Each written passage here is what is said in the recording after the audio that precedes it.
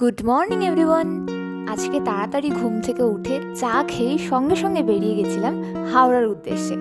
কালকেই তোমাদের ব্লগে বলেছিলাম আমার জুয়েলারির মেটেরিয়াল অর্ডার দেওয়া ছিল, সেগুলোই আজ সকালে আনতে গেছিলাম হাওড়াতে। বাড়ি ফেরার পথে পরোটা কিনে এনেছিলাম, এসে খাওয়া দাওয়া করে সঙ্গে সঙ্গে জুয়েলারিগুলো নিয়ে বসে গেছি।